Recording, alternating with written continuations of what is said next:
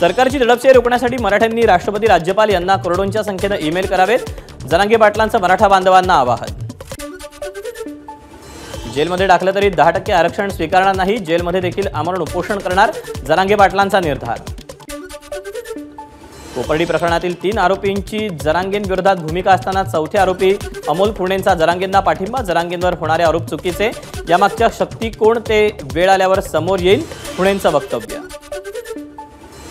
राज्य सरकार प्रत्येक वेळी दबावात जरांगेंच्या मनाप्रमाणे वागत गेलं, त्यामुळे जरांगे राज्य सरकारच्या डोक्यावर बसले, राष्ट्रीय ओबीसी महासंघाचे अध्यक्ष बबनराव तायवाड यांची राज्य सरकारवर टीका। जरांगेंच्या टीकेनंतर फडणवीसांनी मराठा समाजासाठी काय केलं त्याची वृत्तपत्रात पानभर जाहिरात, खास करून मराठवाड्यातील बीड, छत्रपती संभाजीनगर, जालना या 3 जिल्ह्यातील वृत्तपत्रांनी दिली जाहिरात। टाटा इन्स्टिट्यूटकडून कर्करोगावरील गोळीचं संशोधन, किमोमुळे होणाऱ्या वेदना आणि साइड इफेक्ट्स गोळीमुळे कमी होणार। वि स खांडेकर यांच्या ययाती कादंबरीवर गेटवे लिस्ट फेस्टमध्ये विशेष चर्चासत्र, 1 आणि 2 मार्चला मुंबईमध्ये गेटवे लिट फेस्टचं आयोजन। मुंबई रणजी करंडकाच्या उपांत्य फेरीत तनुष कोटियन आणि तुषार देशपांडेचा अनोखा विक्रम, बडोद्याविरुद्ध 10 आणि 11व्या नंबरवर फलंदाजी करत केली शतकी खेळी।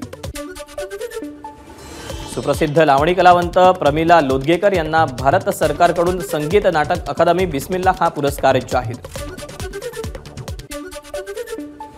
महाराष्ट्रातील संगीत नाटक अकादमीचे पुरस्कार जाहीर, ज्येष्ठ अभिनेते अशोक सराफ, ढोलकी वादक विजय चव्हाण आणि प्रसिद्ध सतारवादक नीलाद्री कुमार यांना पुरस्कार, 1 लाख रुपये आणि ताम्रपत्र असं पुरस्काराचं स्वरूप।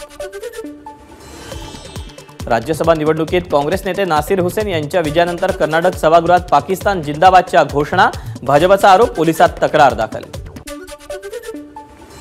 उत्तर प्रदेशमध्ये राज्यसभेच्या 10 पैकी 8 जागांवर भाजप विजयी, क्रॉस वोटिंगमुळे सपाच्या एका उमेदवाराचा पराभव।